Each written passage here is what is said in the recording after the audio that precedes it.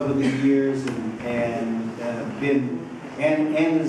his wife is here with him, who hasn't been here for quite a few years now, I think. But it's so delightful to see you here as well. And I might add, I just think it is important to know that his daughters might have been here. They actually were finalists for Scholars, and but they had to turn us down at the last minute because they had some really interesting things that came up in their lives that just prevented them from being here too. So we almost have the whole family tonight. But he's a professor emeritus in environmental ethics at the University of Waterloo, and still currently serves as a professor at the University of Toronto. And his work tonight is based on the matters of life and death, reflections on bioethics, law, and human destiny. And it's a book, a copy of which he brought here last year, and I actually was able to get one of them from him, and it's a very fine publication, and I think you'll see plenty of pieces of that tonight, and hopefully we'll start a new level of conversation about the whole question of biopiracy and what do you do with regard to the seed material that you get from other societies, and how do you respect that, and can you respect it, and who owns it, and should it be up for grabs, or should it be up for, or do the current owners own it, or do their ancestors own it, and etc. But I'm sure he'll be talking a lot about these. And the whole question in India of food, and this is a big part of the university we're talking about. So please come up and address it.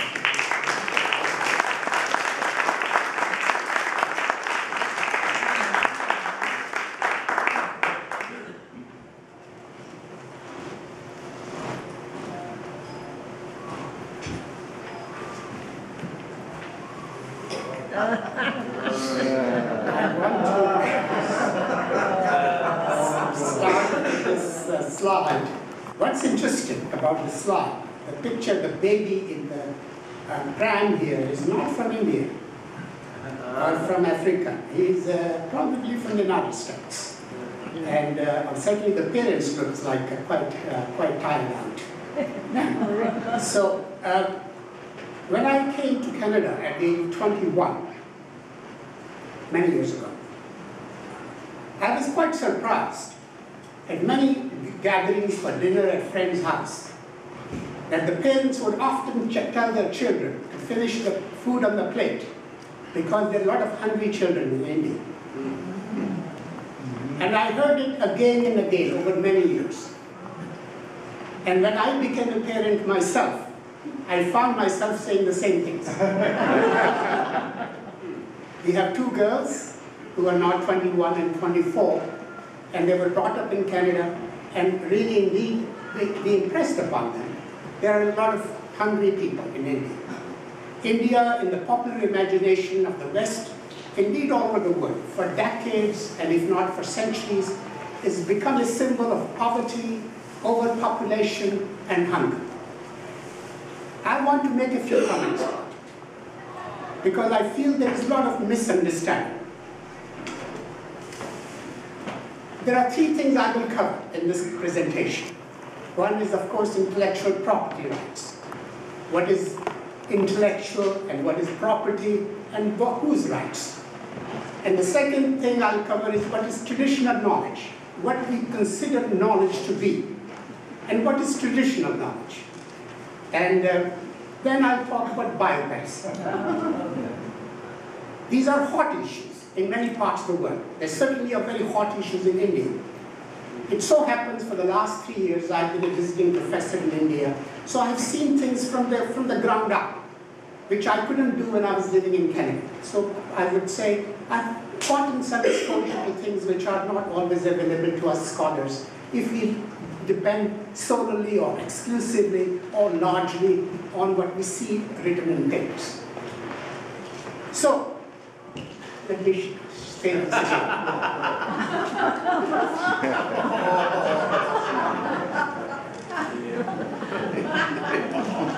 Okay. I don't mean to provoke anyone. All right, so let's start with India. India food, population, and hunger. I show you a picture here of bread, roti, or chapati. Mahatma Gandhi once said that for a hungry man, roti is his God.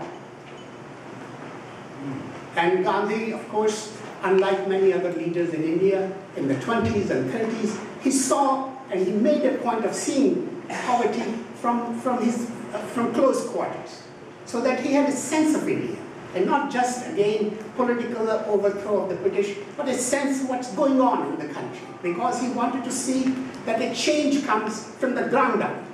And indeed, his contribution to the country is really, he was a saint in politics, in the sense that he was not trying to grab power, but trying to see how he can be a real force for change.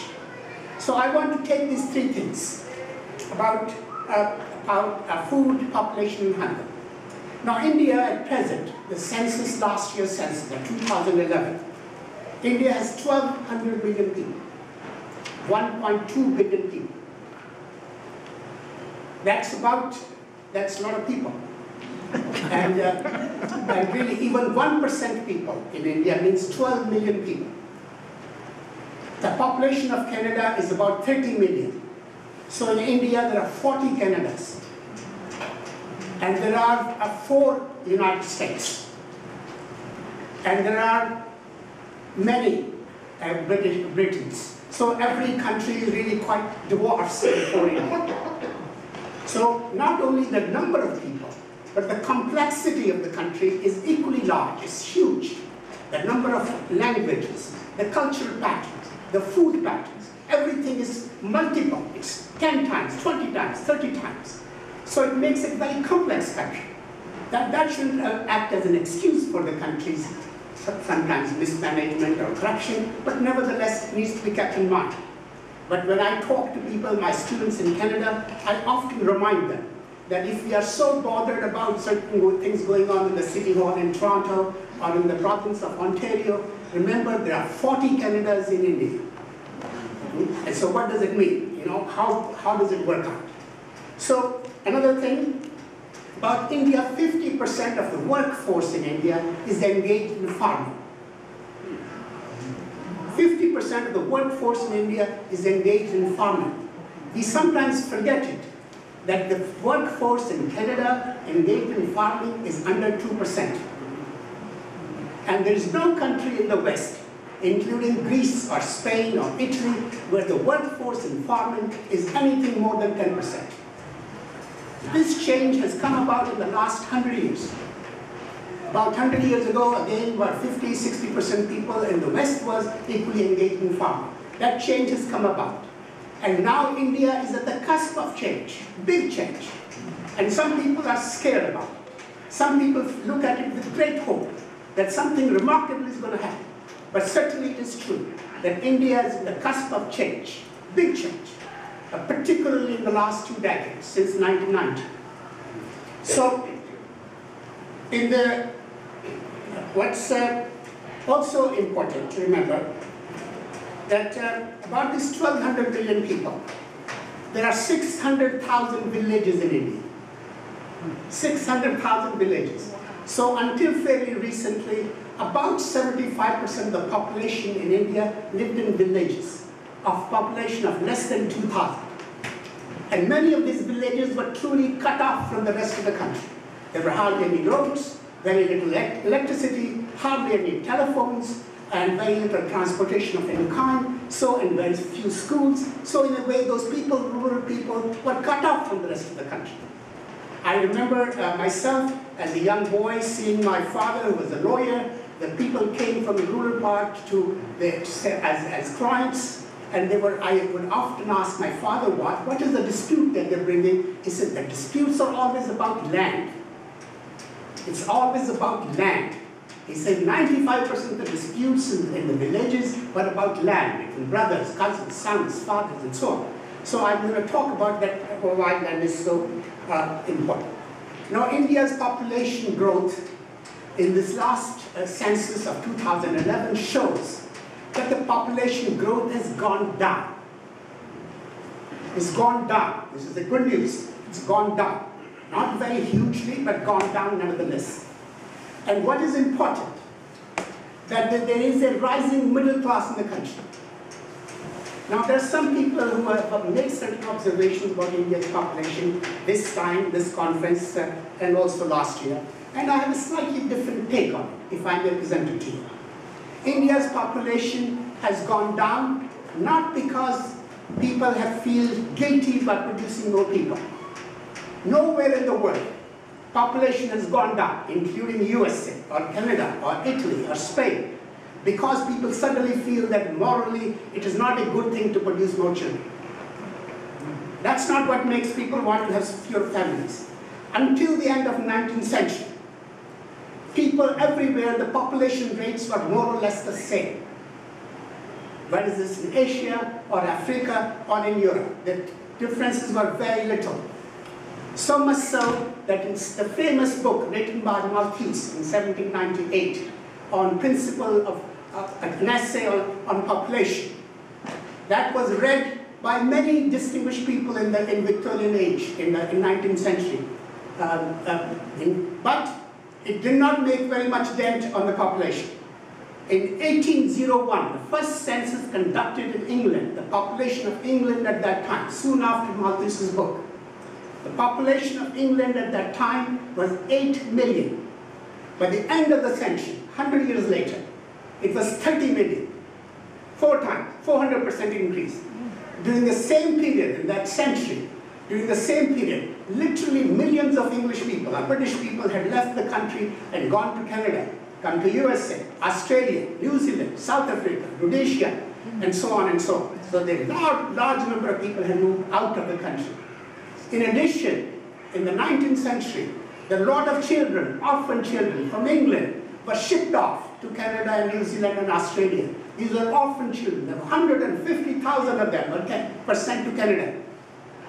These were kids between the age of 4 and 12. They were called home children. And they were to be paid $1 a year in Canada. And they were treated very badly. Now there's recently the Prime Minister of Canada and the Prime Minister of Britain expressed apologies for it, the home children. So there is a huge change that went on from that period, from 1801 to 1900, at the end of the century. I often remind my students that the great Charles Darwin, who had read Malthus very well, and who had used some of his theories in formulating his ideas, he had 10 children. Only one of them died young. Then, the other great man of the 19th century Victorian England was Charles Dickens. He too had 10 children. None of them died early. The other man, very important figure of Victorian England, who spent last half of his time in England, was Karl Marx. He's had 7 children. 3 of them died of hunger. So what I'm trying to say to you, that really during all of the 19th century, the population of England, as indeed of Europe, there was very little dent, very little change. But I'll give you an example of a country, of a place in Canada, which also had huge population sizes and population birth rate, and that is the province of Quebec. I know there is a fellow here from Quebec, so I hope I present my figures correctly here. Till 1940s, the population, the average family size in Quebec was 8 to 10 children. It's a Catholic part of the country. It was also poor, also felt very oppressed by the English part of Canada. But there was a quiet revolution that occurred in Quebec in 1950s and 60s. And now, Quebec has the lowest birth rate has among the lowest birth rate in the whole world. So much so that now they have been given extra money to produce the first child and second child, $5,000 a war. And most mothers say, you keep it. There is not enough to buy diapers for the year. And one wonders, how did this change come about? It's not that they were suddenly feeling a certain embarrassment, a positive, constructive embarrassment about moral issues. No, there are very strong factors that change the lives of women. It's the lives of women. When those lives change, that's where the birth rate changes. Firstly, Canada had introduced in late 50s, early 60s, a universal health care. That made a big dent. That means it doesn't matter if you're poor or rich, you have universal health care in the country, which is the pride and joy of Canada even now. Secondly, there was a great opportunities for women to go to colleges, universities and schools. So much so, in 1950s, there were no more than 7% of the population of universities, or 7% were women. Today, more than 60% students are women in almost all universities across the country. Big change. Thirdly, there is a very slow infant mortality. Infant mortality has gone down very, very substantially in Canada, as indeed in most Western countries, including Japan. It is now 4 or 5. And that makes a big difference. And plus, the equity in wages for women, opportunities for women. These are the factors that have contributed to really birth rate. I feel there's so much effort in trying to make various birth control things to women in India, as indeed are misdirected. What needs to be done is to change the lives of women. That will make it possible to decrease the population rates in the country, as has happened in the urban centers in India. Urban centers in India, now we find rarely women or families have more than 2 children. It's a big change, huge change. Now, this is the kind of change that we see in two parts of, particularly in the state of Kerala in India, in the southern state. So many people don't know that is the first state in the world to have elected a Marxist government in 1950s. And it also has a substantial Catholic Christian presence in the country. So what has happened over the decades, over the last 5-6 decades, is that introduced many things that have contributed to the well-being and welfare of women. That has, and now Canada has the lowest birth rate in the whole country. So I feel that when we talk about population, we think India is a problem. No, India also looks at their children. I often say, if I were a poor person in India, it would be foolish of me to have a small family. Because unless there is a welfare system which is going to take care of me in my old age, if I'm unemployed, if I'm sick, if there is no life insurance, and so on, which middle class has, that it will be foolish to have a small family, small size of family. So we should not look, nor do people look at their children, say, a child is born, it's a burden. No, child is also an asset. If a child can survive the first 3 to 5 years, he or she is an asset. He'll work, she will work. She has hands, he has hands, he has brains, he'll do things. Unlike many of us oldies who are not going to do many things. Truly, people look at their children, and as they must, as countries do. Japan's population is going down, as population in Italy is going down, and it's a matter of concern. Can people maintain their standard of living as they did before? Because there's not enough population to work, a lot of old people, but not enough people to really will contribute and in a productive way. Now, what's remarkable about India's population? Something to be remembered. The median age in India is 25. 20 means half the population is below 25 and half the population is above 25. That's a remarkable thing for India, and it could be India could be one of the most important powers and economic powers in the world because of this. Because the average age, the median age in Canada, USA is close to 40. And it is so in Japan, it is so in most of Europe, whereas it means more older people. Now I know we are all older people here, but really older people are a burden of the society rather than an asset for the society, because we take away resources rather than contribute to it. When you have a country like India with 25 median age, means a lot of young people. Only if they would have better education, more education, only if they could have better political leadership, they could do wonders for the country. So I look at it with great optimism, and yet, of course, with certain degree of concern. Now, let's go back here. As I said, human population, of course, has increased dramatically in the last 100 years, from about 1.7 billion to over 7 billion. That's over 400% increase. But that's the kind of increase that we saw in Europe, 400%, in England and other countries as well.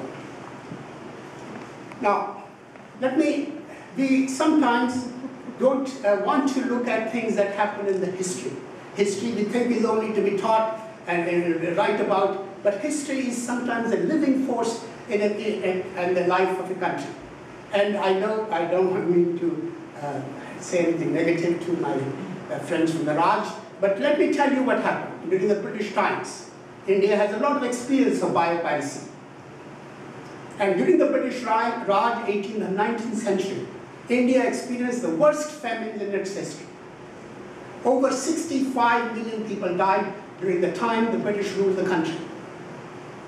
In the 18th and 19th century, over 65 million people died. Of course, India had had famines before, and all countries have had famines or scarcity of food. But those 2 centuries, 18th and 19th century, were the very worst. I will give you one little example why it happened. Because there is here, land is not just land, what use it's put to is very important. And who puts what use it's put to by whom? Who owns the land? Very crucial. India had a zamindari system, feudal system.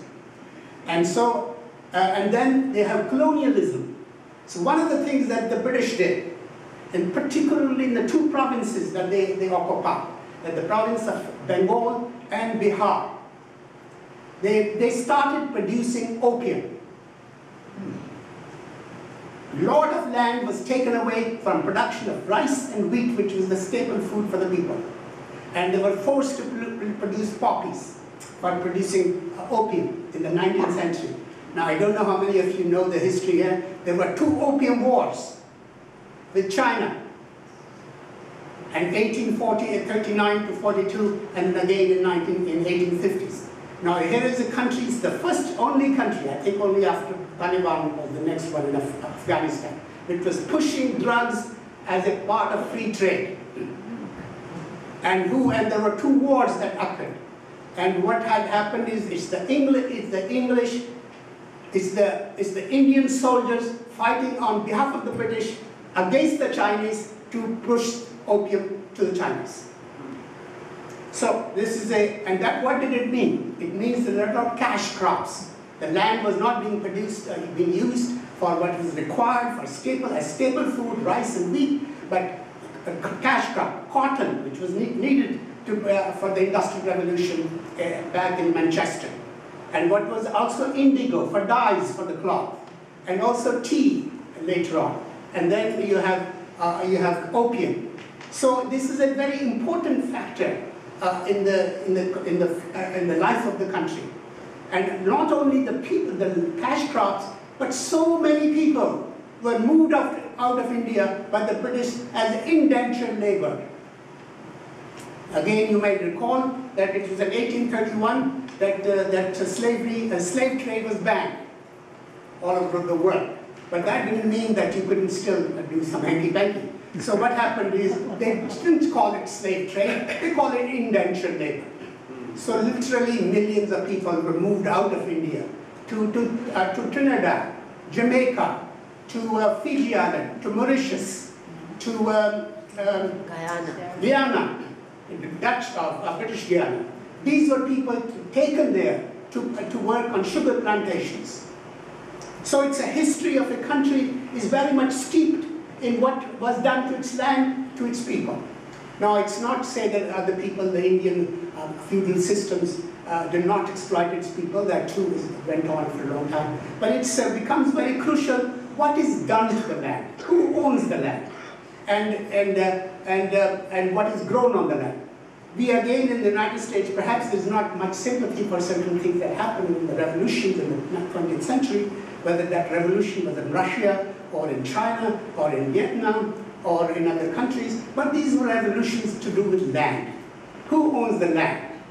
And these are land, and so sometimes awful things happen, as under Stalin or under Mao in the 1950s, but nevertheless, these were the issues to do with land. What is going to be produced, who owns the land. So I think it's good to just keep that in mind. I've got to move on. Now, this is again little Indian agriculture. So many women are involved in Indian agriculture. I said 50% of the workforce in India is engaged in agriculture. Of this, close to 65% are women. Also a lot of children.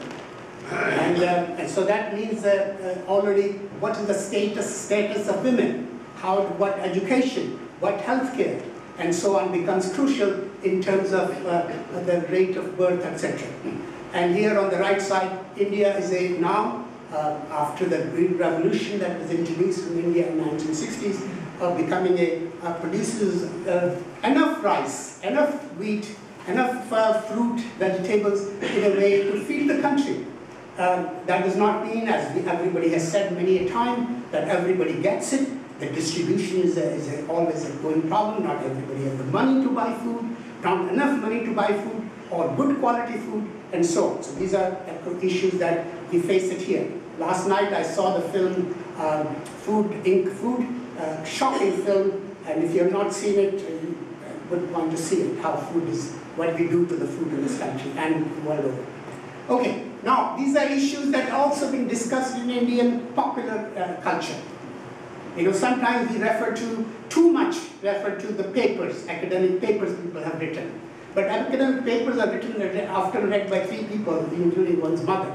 But these things go to a lot of people who see the issues, what issues are. This film here, made in 1950s by a director, a Muslim director, Mehboob, and a communist director, leftist, about Mother India, a story of exploitation by the landlords, by money lenders, and what happens that they lose their oxen, and now this woman here in the picture, you see her, she is working like a bull, and her 2 sons. The story is told in a popular style, but that's how literature, popular culture is. The popular culture is, but nevertheless, it was a film that touched the hearts and minds of millions of people, and really, for the first time, I think, for the first time, made them aware that these are questions. That's where they are. And again, many other novels and plays have been on this topic.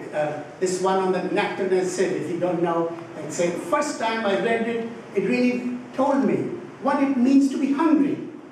What it means to be hungry. And she describes in about half a page the pangs of hunger. Now, I have never experienced hunger. I don't know how many people have really experienced hunger here. Fasting for a day or 2 is something different. But hunger, and not knowing that you're going to get food next day or 2 or 3 or so. And this novel, written by a woman from South India, Nectarine Sieve, a remarkable short little book.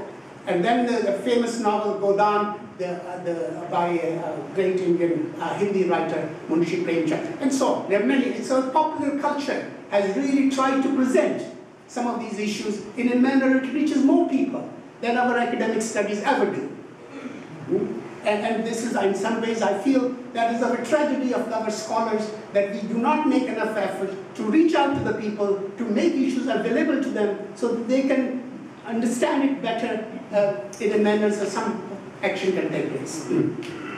Okay, here's another film, Dobi Ghazami, 1950s, and what happened to the land. It's the land-based issues. Now, again, as I said, so many women are involved in the making of the agriculture and the agriculture production at all levels. It's processing, it's transportation. What's different, which is different, the people who produce food in India, and by the time it gets to the consumer in the retail shop, they get no more than 10 to 20% of what is sold out there, which I'm told is substantially lower than what the farmers do here in the West. So that would be a big change if something of that kind can be altered. And so many women you see here as working as labor and sorting out whether it's potatoes or so on. And now this picture on the right, I quickly mention about it because this is a picture of the Chipko movement. Chipko movement started in the 1970s about hugging the trees. And I think some people look at it now as something gone, but really it was a women's movement. It was the trees being cut off and women protesting against it, even though their own men were quite happy to make some extra buck to sell these trees, hardwood trees, for the people in the towns to make cricket bats. Cricket is a craze in India, you know. The world can come to an end, but cricket match shouldn't come to an end. And so cricket is a craze, and so they wanted to get this wood to make cricket bats, as opposed to making clogs out of them. And so it was women who protested against them. Now, as I said, India is a country of 1,200 million people. But its size is about 1/3 of USA. And size of Canada, similar size. So you have 1/3 the size of a country and yet 4 times the population of USA. So what is happening in India? Big scale. The land is going out of hand of the farmers. And every day, there's one of the major newspapers in the country is Times of India, English newspaper. And India has many newspapers. India is an open society, open media, and it's a functioning democracy, which is something to be proud of for us, people from India. And so India, the newspaper, Times of India, almost every day, full page, is focused on land grab. Who's grabbing what land and what area? And what politicians are involved, what church, religious temple people are involved, what executive people, civil servants are involved, because everybody, the land prices in India shot up, gone crazy. Some areas the land prices are higher, double, 3 times what they are in Manhattan. And so every piece of land has become precious. What is the land used for? Because they say this is not an effective way of producing food. We should be having race courses here for cars, and golf courses, new apartment buildings, and highways, expressways. And so India is being very rapidly urbanized in a manner, so where is the land? Nobody's making the land. India's land is the same, even probably less so than what it was when India got independence in 1947. So land is very precious. So who owns it? What is being done to it is very, very crucial. So I say this here, that God does not make land, but land has become so crucial in the process of urbanization, and how it is being grabbed, sold, auctioned, cheated. People, they get it from the farmers sometimes at $8 or so an acre, and sold it to, and goes to hand and becomes $15,000 an acre, incredible changes. And so scandals, corruptions, left, right, and center about land. And then there are protests. Because India, as I said, an open society, again people saying land is not a commodity, land grabbing, poverty, and so on. And because India is now in a very conscious society, there is a large middle class, but also other people who are savvy in the use of media, and also aware how it can be talked about and brought to the attention about Russia. And this process of land grabbing is going on all over the world. And all countries now say, how can China be occupying or using land in Africa? For what purpose? Because they need food. They need, so land is not just land, water resources, energy, and all that goes into producing food, and then its distribution and retailing. So all these are important issues. And as you see, it has a lot of protests that go on. We often think protests occur only because people are hungry. No, they're also protesting because they feel their whole lifestyle, their whole possession, it's like all colonialism starting all over again. So they're protesting, sometimes peacefully, sometimes not so peacefully. Okay, so I said I gave you some little examples of Indian agriculture. I put it here, that it composes about 18% of India's GDP. And look at it, how in the United States, it's only 1.2% of its GDP, food, agriculture output. In India, it's 18.30 for about 1970. That means about 40, 50 years ago, 45 years ago, it used to be 40%. That does not mean that India is GDP, Indian agricultural output has gone down. No, there are many other things that have come to produce, to add to GDP. Now India has a huge service sector and huge manufacturing sector. So they too are contributing to India's GDP. So, but here, important that India is the second agricultural output in the world after China. And compared to United States, you can see firstly, how much it is, almost 40% more than what it is in the USA. But it constitutes 80% of its GDP. Now, again, because that's a topic of, I'm going to bring it to you. India's spice trade has been very crucial for a few thousand years. And that spice routes are as crucial to India as the Silk Road has been in case of China. And who comes there? How the people have come? And why did they come? When did they come? How did they come? Etc. Indeed, we would not be here. Many people would not have been here if Columbus had not sailed to look for spices and gold and so on from India. And also the Portuguese and the Dutch and the Swedish wanted to go as well. And the French. So its spice trade has been very crucial. And still even today, it's about half of the world trade in spices is from India. India has a big spice. And there are many kinds of spices. I won't develop. And again here it shows you India produces about 80%, 86% of all spices in the world. Huge. And compared to just India, Bangladesh, and Pakistan, which were all one country until 60 years ago, until partition of India in 1947. So you can see how over 90% of all spices are grown in the Indian subcontinent. And so how crucial they are. And they are sold, gone, used for a whole variety of purposes all over the world. Now, here is what I come to, is the Americanization of Indian culture. I say this because there is a big, India is the cusp of change.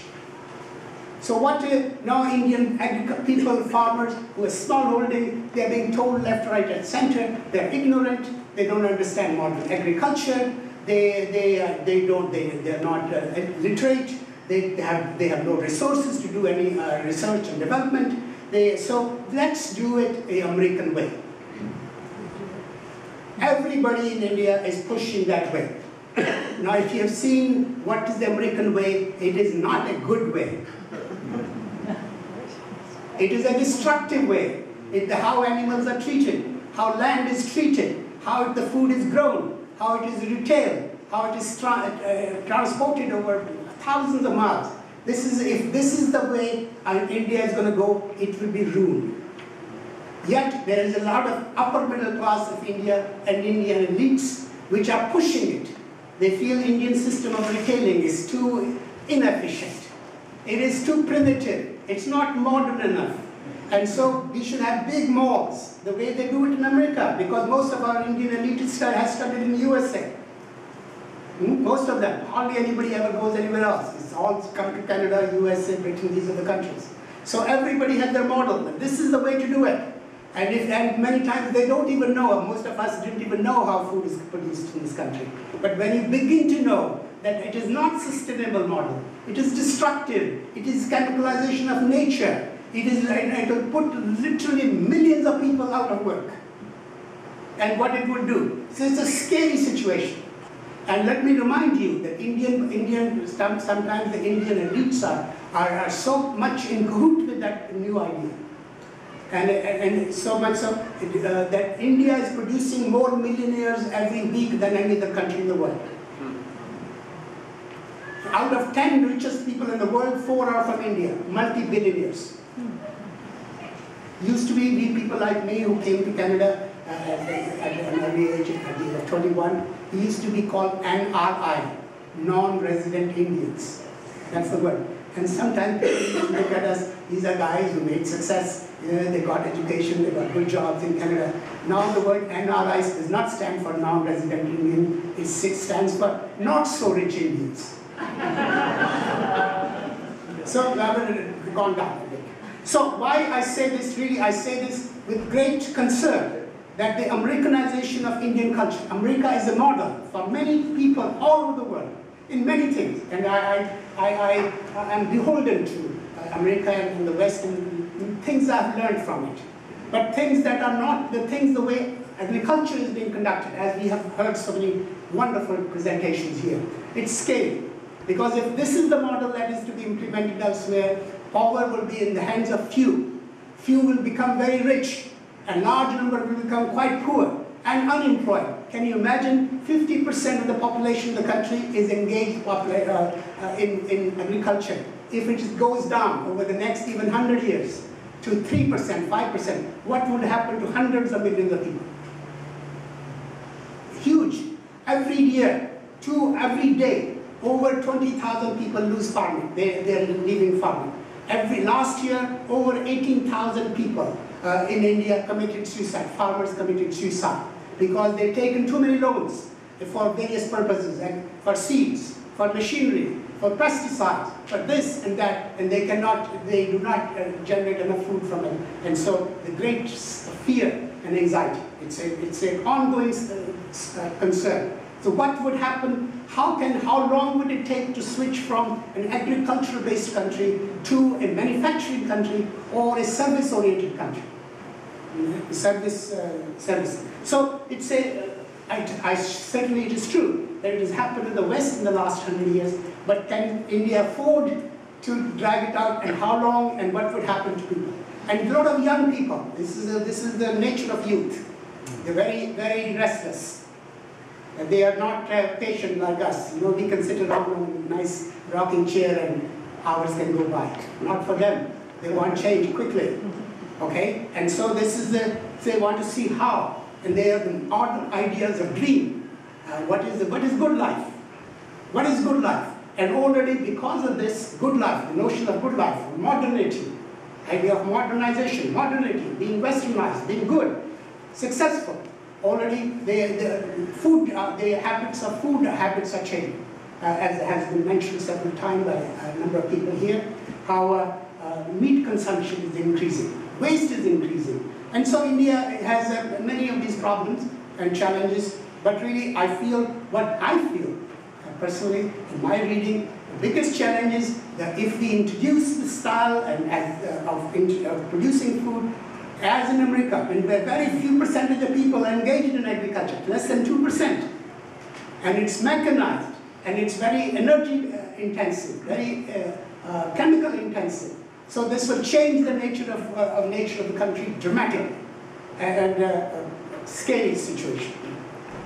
Now, what happened? How is these things introduced? So you have World Trade Organization, which was really, in a way, the whole idea started soon after the end of the Second World War with GATT, but then reintroducing and liberalizing international trade and all that regulations between participating countries, and how we formalize trade agreements and so on. So these are been very... Now, as I say, right now in India, there's a big debate going on, because in the USA wants to sell chicken legs to India on a price which is about half of what is sold in India by the Indian farmers.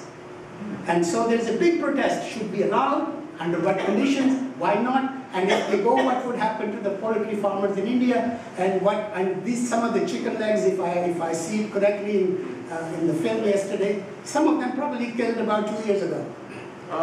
Okay. And frozen. In India, most of the places in the country do not have electricity for more than 2 hours a day. And if you think you will put them in freezers, and the freezers will thaw out, and then what kind of food would that be?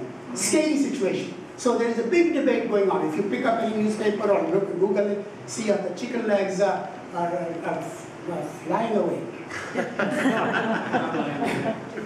Now, out of this also comes the US Patent and Trademark Office, which is where my talk is leading to.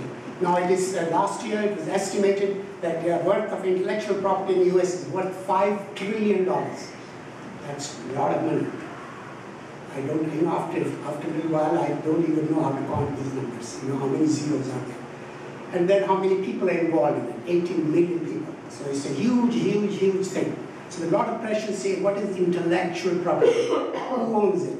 And how can we then, because there are a lot of smart people in USA, more educated, more time for research and development, more universities, more so now what is happening, and this is where the change is happening. India used to be, until fairly recently, until about 15 years ago, very few people in the country had telephones. Very few people. And joke is that even if you had a telephone, it never worked. Okay? And now, India has over 800 million cell phones. 800 million cell phones. That is changing the character of a society dramatically. So suddenly you can connect, you can talk, you can exchange, you can mobilize. You know, so it's a whole different ballgame, and this has happened in the last 10 years. And now you have even every member of the society, it seems, at all levels, economic level and age level, they have cell phones. And so this is a new form of mobilization. New form of mobilization. So it's not, people do not so easily take things lying down. There is a way of protesting, way of knowing, way of finding what is right and what is not right. So this is, again, a different ballgame. Now, I have to move on fast, right, Saul? Yeah. So there's a World Intellectual Property Organization. So many of these organizations, part of the United Nations, really in a way, because we have become a world family, a global family. A lot of people worry about globalization, and indeed concerned, because globalization often means westernization, often means Americanization, and the American model of life. But nevertheless, people worry, what does it mean to us? Who has the power? Who has the money? Will this old order remain, or how would it change? What are the forces of change? And so people, at some level, you feel, and many of us feel this, that the world is changing. And yet, at the same time, we say, there's nothing I can do to change it. This strange kind of fatalism is coming. The world is changing, and yet there's nothing I can do to change it. So, yeah, many of these organizations really are huge. Now, I want to really say, who owns an idea? And here, I read to you about a man who I admire greatly in the United States. Greatly. And I read it to you, because these are noble words. And I would tell you a little later who wrote them.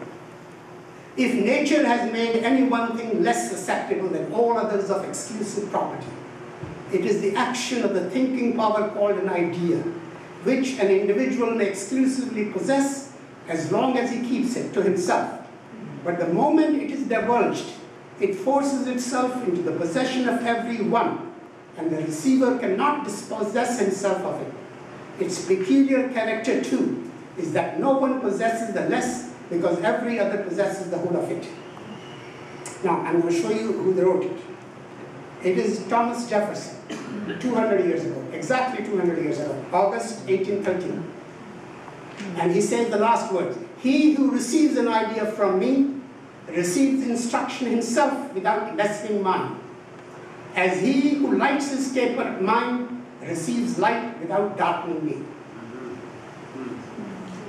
I'm sorry to tell you that very few Americans know about this, and most often it is quoted by the leftists in many parts of the world. But it's really beautiful idea. Question. It's really ask moral question, the idea, because the whole idea of intellectual property, because I'm a writer, many times I also would like to be paid for things I've written, and songwriters and poets and so on. Yeah, this is a new idea. In some ways, but also what belongs to the community at large, how much has community given to me for me to produce something. Now here there is a protest against it, Cultural Freedom Day, and people in many parts of the world celebrate May as a way of celebrating, saying culture belongs to all and ideas belong to us, let's celebrate together. Now, so people now asking questions, should Europe be returned looted art came from other parts of the world? Who does it belong to? Why is it taken? And when was it taken under what conditions? And why is it lying in British museums and French museums and so on? Should it not be returned? Now, there was also a biological diversity convention in '92. So this is right now we are celebrating the decade of biodiversity. And they say, what belongs to a country? And of course, many tropical countries have a much richer biodiversity than countries in the north. As all global south is far richer in diversity than other countries. So who do they belong to? And how do they sustain? and these questions. This also regulated access to genetic resources and traditional knowledge, including prior informed consent of the party providing resources. This is all part of the Convention of Biodiversity. Is a common concern of humankind. Some wonderful words are used, but often distorted and misused and abused by those who finally make the decisions. I'm going to move on. Now, since our time is limited, I'm going to focus on three things that became a source of great tension in India. One was the patent on turmeric. Turmeric is in India is called haldi.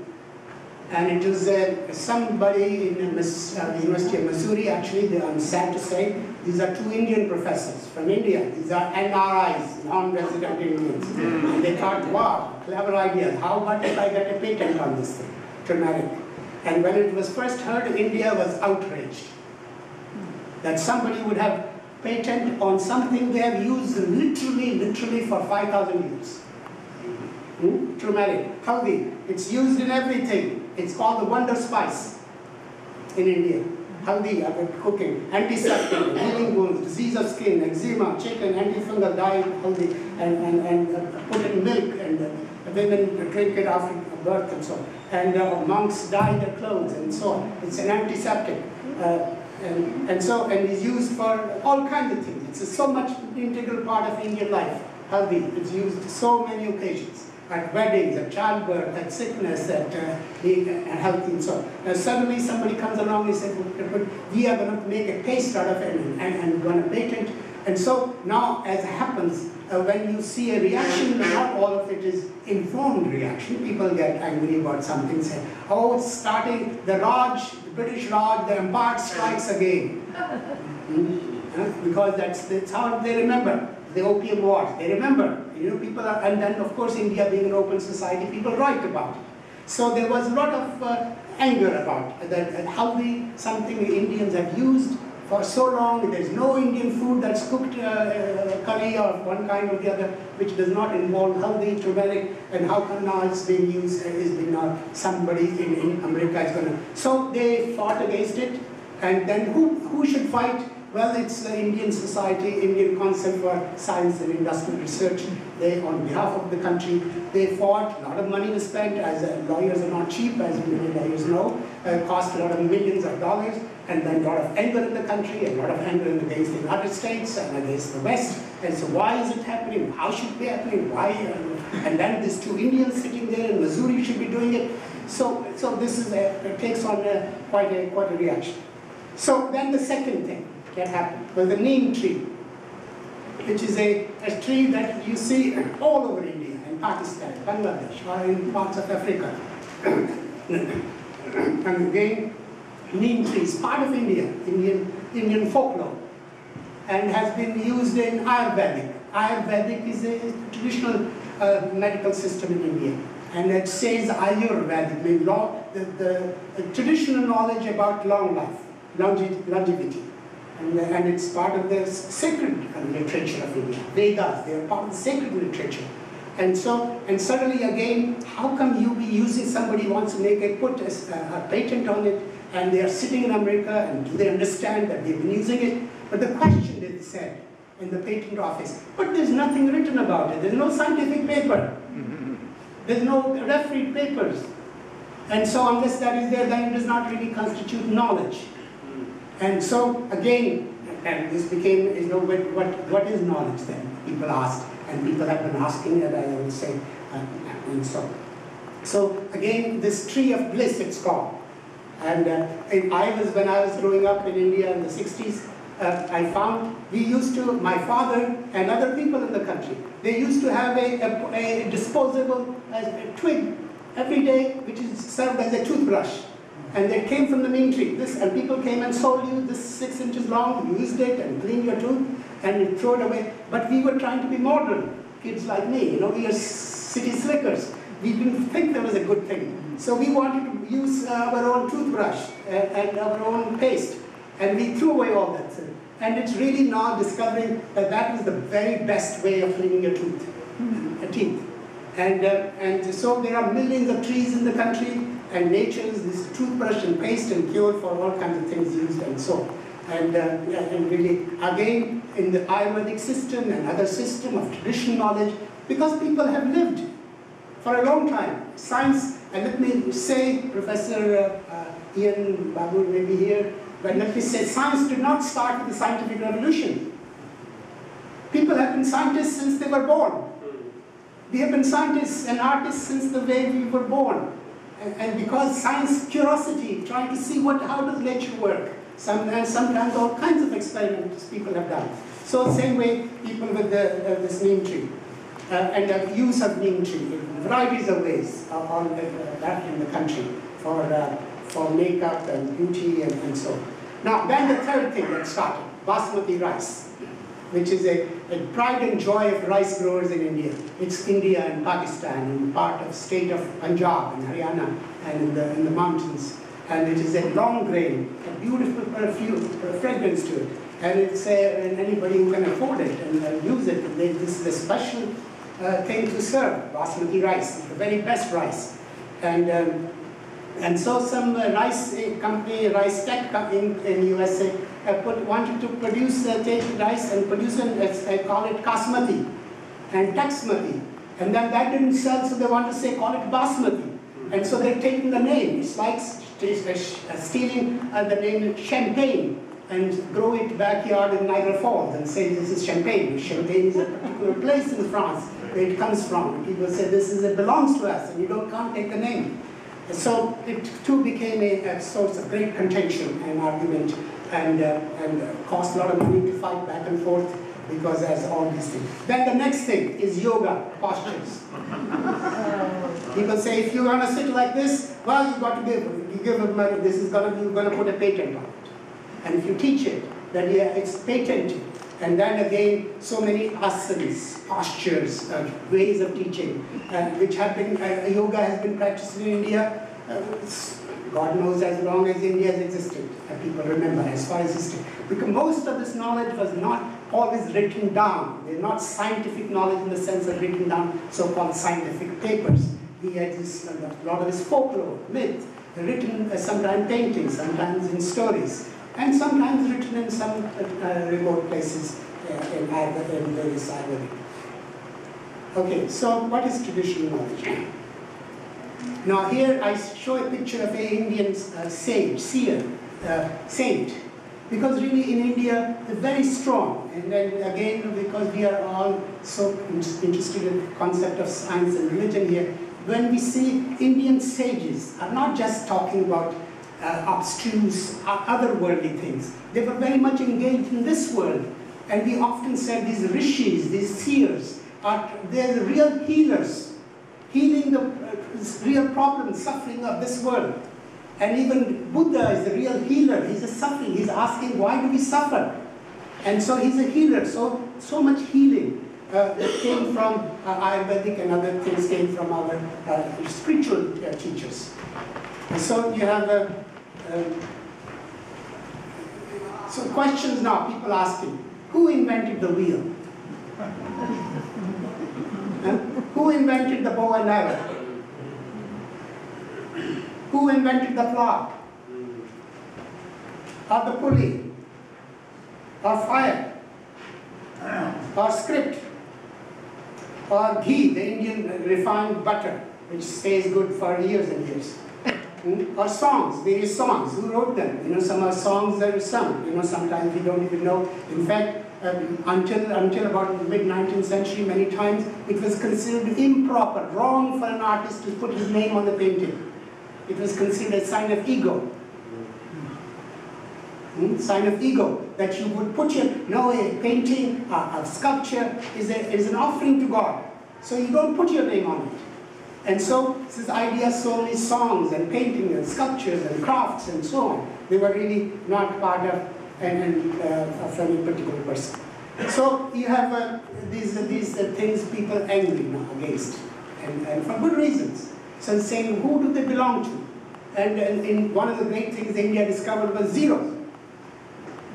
And we know, all of us know, who have studied this and go up to grade 5, what zero, how important it is in all of our lives. And so people say, well, who invented zero and what did he get out of it? And then in our own history of science, who the invention of calculus by Newton and the Leibniz.